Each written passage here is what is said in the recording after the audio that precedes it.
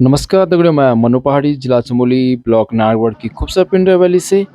और दगड़ियों, आज है गोल गोविंद गुसाई माँ राज राजेश्वरी चंडिका देवी सिमली में आज समुद्र मंथन महोत्सव है।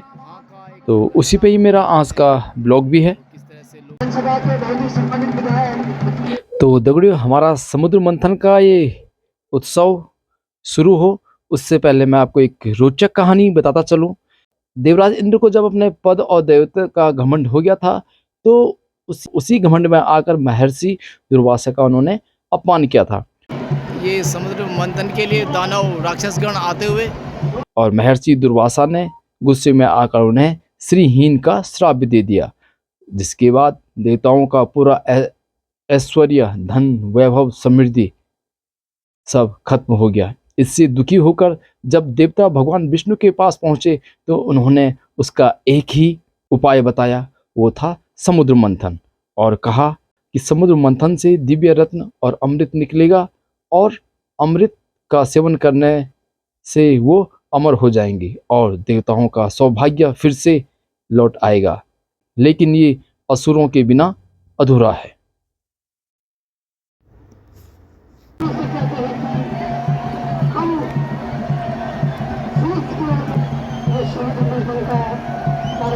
और यहाँ पे देवगणों और राक्षसों के बीच जब विवाद होता है समुद्र मंथन के लिए, तो यहाँ पे तो दानवगण कहते हैं कि हम जो समुद्र मंथन करेंगे वो पूंछ की तरफ से न करके हम सिर की तरफ से करेंगे, और शेषनाग का जो ये सर होगा वो दानवों की तरफ होगा। और देखते हैं फिर यहाँ पे समुद्र मंथन। असुर जब समुद्र मंथन के लिए तैयार हो गए, तो समुद्र मंथन के लिए वासुकी नाग की रस्सी बनाई गई और मदरांचल पर्वत की सहायता से समुद्र मंथन शुरू हो गया और मंथन से 14 रत्न निकले। माना जाता है कि ये मंथन कई युगों तक चला था।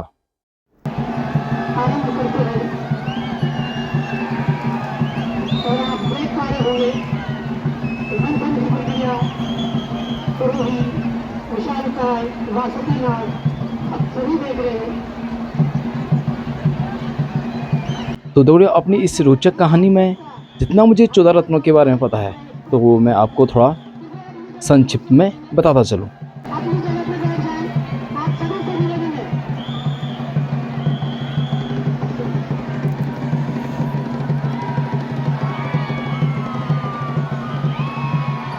यहाँ पे समुद्र मंथन यहाँ पे शुरू होता हुआ।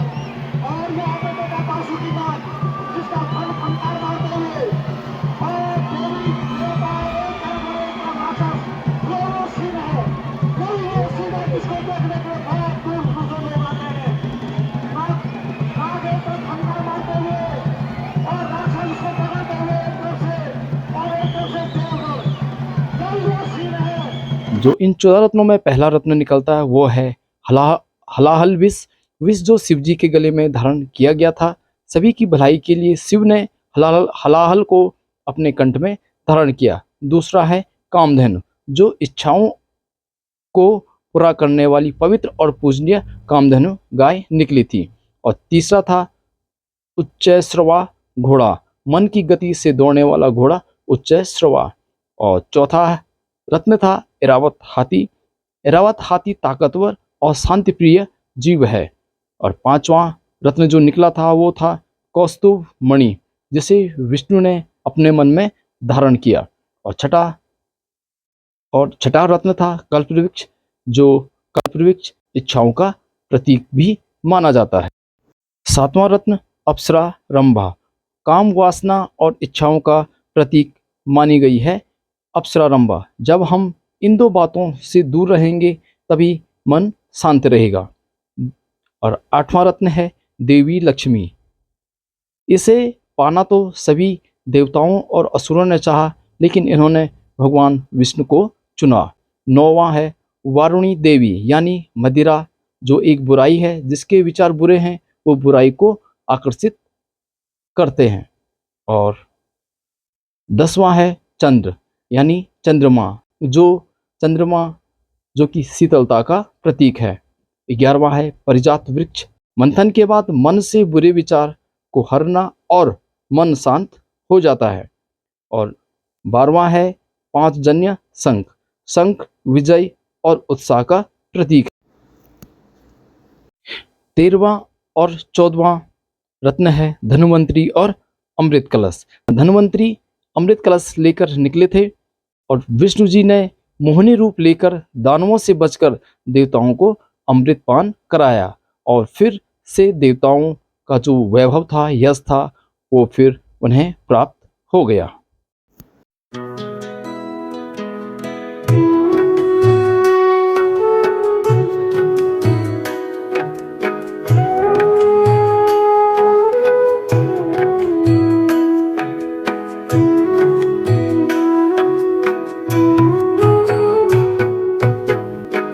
तो दगड़ियों, समुद्र मंथन की कहानी से सीख मिलती है।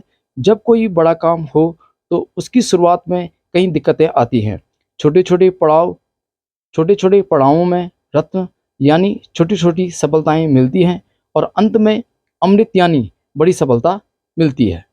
तो दगड़ियों, अंत में मैं यही कहना चाहूँगा, समुद्र मंथन सनातन धर्म, विशेषकर हिंदू धर्म का एक महत्वपूर्ण प्रतीक है, जो भागवत पुराण, महाभारत और विष्णु पुराण जैसी पुस्तकों में वर्णित है।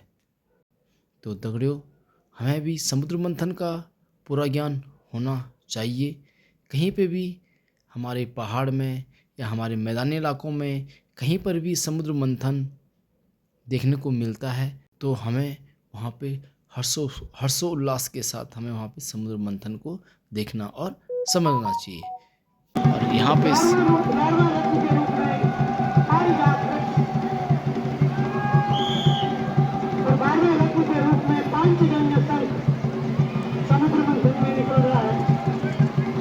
दगड़ियों, अगर आपको मेरा समुद्र मंथन पे ये ब्लॉग अच्छा लगे तो प्लीज़ मेरे वीडियो को शेयर कीजिएगा, लाइक कीजिएगा और पेज को फॉलो कीजिएगा। जय माता दी।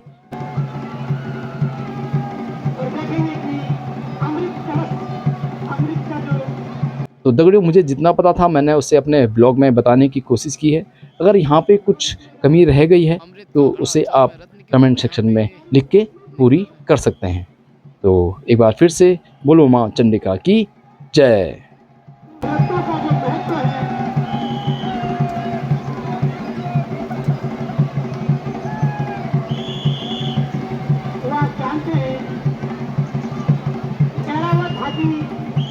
बुद्धि का प्रतीक है। जब बुराइयां हमारे शरीर से दूर होगी तो हमारी बुद्धि शुद्ध होगी एवं विचार अच्छे होंगे। तो पांचवा रत्न कौस्तुभमणि निकला, उसका तात्पर्य प्रभु भक्ति से है। मन शुद्ध होगा तो प्रभु कृपा मिलती है, प्रभु के हृदय में स्थान मिलता है।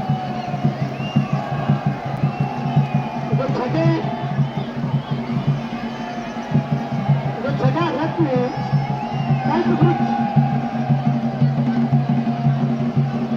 वो बुद्धि की चंचलता के लिए माना जाता है। इसलिए समुद्र मंथन में कल्पवृक्ष की अप्सरा निकली थी, जिसका नौवें रत्न के रूप में जो वारुणी, जिसे नशा और बुरे विचार जिससे आकर्षित होते हैं,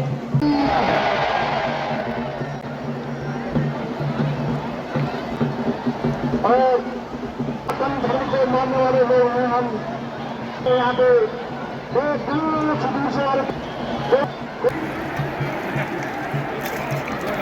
में चरणों में दान देने के लिए आतुर हैं, लेकिन जगह नहीं मिल रही है। भगवत की प्रहरी सारी